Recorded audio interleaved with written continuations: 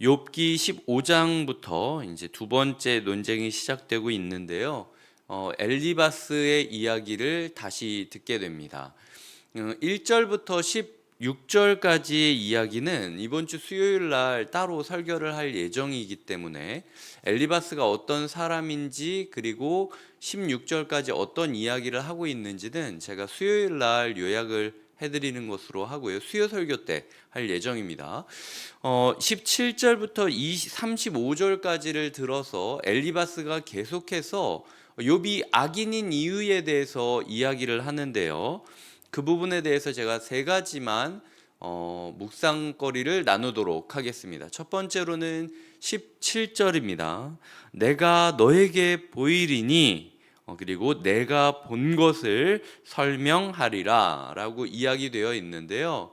전에 이야기 드린 대로 엘리바스의 특징은 자기의 경험을 진리로 생각한다라는 겁니다. 내가 신앙생활 한 것만이 모든 신앙생활의 정답이다. 모두 나의 길을 따라야 된다. 내가 경험했던 것처럼 이렇게 요구하고 있다라는 거죠. 그래서 오늘 말씀을 보면서 제가 묵상한 첫 번째 교훈은요. 내가 본 것이 전부가 아닐 수도 있음을 인정해야 된다라는 거예요. 꼭 모든 사람이 나처럼 바뀔 필요는 없다라는 거죠. 하지만 우리는 자기의 신앙의 틀 안에서만 해석하고 틀 안에서만 판단하는 경우가 있습니다. 그렇기 때문에 내가 본 것 이상의 무언가가 존재한다라는 겸손함으로 나아가야 되는 것이 필요하다. 이것이 첫 번째 교훈이고요. 그래서 우리의 삶을 보면 이런 고백을 할 때가 있지 않습니까? 하나님께 기도 제목을 이야기했을 때 하나님이 기도 제목을 들어줘요. 하지만 항상 내가 원하는 식으로 들어준 적은 없다고 느껴질 때가 있습니다. 들어줄 거면 꼭 내가 원하는 방식으로 들어주시지, 지나면은 꼭 들어져 있기는 한데 이런 식으로밖에 이게 안 됐나라고 생각하는 지점이 있을 수 있다라는 거죠. 내 사고의 틀을 넓혀서 내가 본 게 전부가 아니다. 하나님은 놀라운 분이시니 내 생각 너머에서 일하실 수 있겠지라고 겸손히 인정하는 것이 필요하다라는 겁니다. 두 번째 묵상도 17절인데요. 17절에 보면은 내게서 들으라 라고 이야기를 하고 있습니다. 하지만 우리는 욥기서의 끝을 알죠. 욥은 엘리바스에서 들으면 안 되는 상황이었습니다. 욥은 하나님께 들어야 되는 상황이었어요. 하나님의 음성을 들어야 되는 욥에게 엘리바스는 나에게서 들으라 라고 강요를 하고 있다라는 거죠. 기적이 꼭 나로부터 시작할 필요는 없습니다. 나로부터, 내 마음으로부터, 내 행동으로부터 꼭 뭔가 일어나야 된다라는 그런 강박적인 좀 모습은 버려야 되지 않을까. 아까 처음에 제가 내가 본 게 전부가 아니다 라고 이야기한 것과 두 번째로 이야기한 꼭 나로부터 기적이 시작될 필요는 없다. 굳이 내가 욥을 붙잡아 놓고 이렇게 잔소리를 해야 될 이유가 뭐가 있겠냐라고 하는 두 가지 지점에는 겸손이 필요하다라는 겁니다. 그리고 조금의 여유가 필요하다라는 거죠.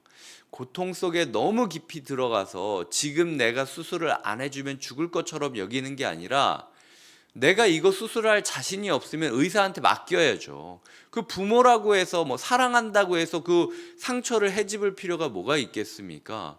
우리가 해줄 수 있는 최선은 의사한테 넘겨주는 거예요.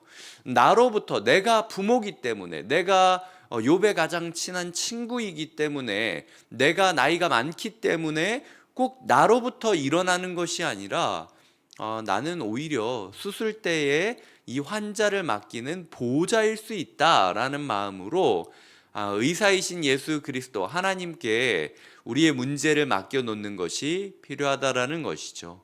이것이 제가 오늘 묵상했던 두 번째 묵상입니다. 세 번째로 보면은요, 이 옳고 그름 속에서 계속 논쟁을 하다 보니까 엘리바스가 어느 순간 논쟁에 함몰돼 버립니다. 그렇기 때문에 그 논쟁에 함몰된 모습 속에서 사랑을 잃어버려요.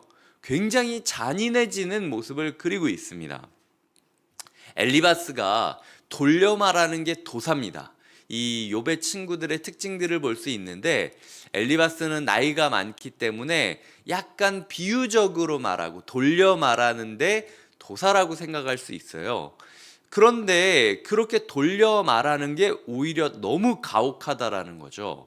오늘 본문을 보면은 어떤 학자는 10개, 어떤 학자는 15개 정도로 이 악인에게 일어나는 삶의 모습이 무엇인지 사진을 찍듯 그림을 찍듯 비유적으로 설명하는 모습이 등장합니다. 15가지 정도의 그 이야기를 나누는 동안 욥의 마음이 얼마나 막 가혹함을 느꼈겠습니까? 게다가 자 봐라, 내가 이제 15가지나 설명을 해줄게, 네가 악인인 이유야 라고 막 이야기를 하다 보니까 27절에서 그의 얼굴에는 살이 찌고 허리에는 기름이 엉기었다. 장례식장에서 지금 가족을 다 잃고 죽고 싶어하는 사람한테 너는 살찐 거 봐라. 너 네 얼굴에 살이 붙은 거 보니까 평소에도 욕심으로 아주 그냥 가득했을 거야. 그거 살이 아니라 욕심 주머니다 이놈아. 이런 식으로 이야기하는 거거든요. 철저하게 외모를 비하하고 있는 거죠. 이것도 사실 말이 안 됩니다. 당시 그 고대 근동 사람들은 이렇게 그 사막 지방에 있었기 때문에 살이 찐 사람을 찾기가 어려웠어요. 그래서 살이 찐 사람은 당시 하나님의 축복을 받은 사람으로 여기는 사회가 지금 사회였습니다. 요즘 우리의 사회랑 조금 다르다라는 거죠. 그럼에도 불구하고 앞뒤 다른 말을 하고 있는 거예요. 엘리바스가 너무 이 부분에 있어서 몰두하다 보니까 억지로 그냥 끌고 와서 논리에 맞추는 모습을 보이고 있다라는 거죠. 사실 엘리바스는 살이 안 쪘겠습니까? 엘리바스에게는 얼굴에 살이 안 붙었겠습니까?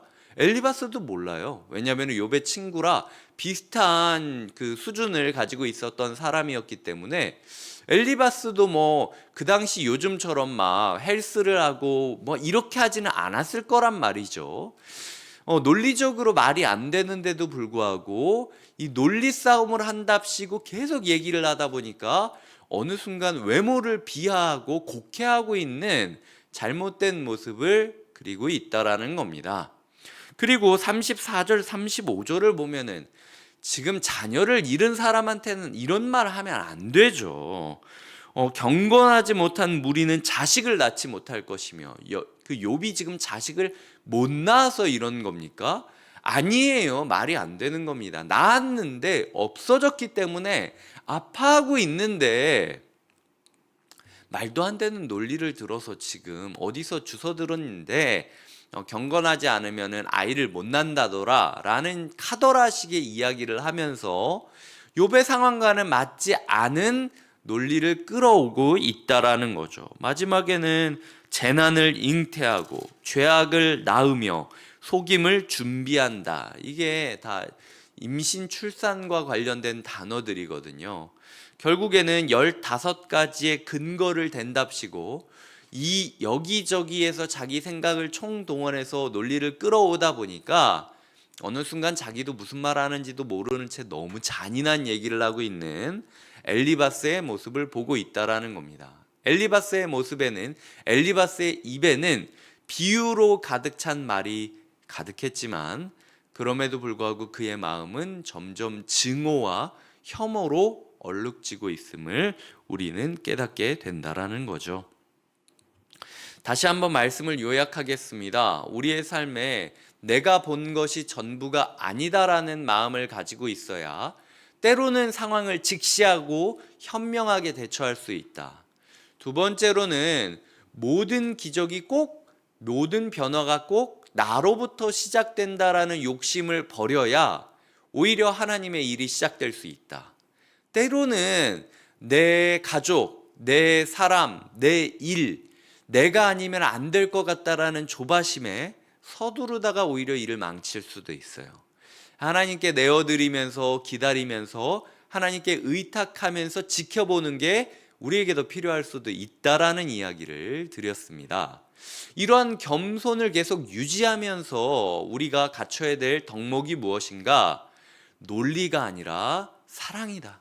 때로는 논리를 뛰어넘은 사랑을 해야 된다.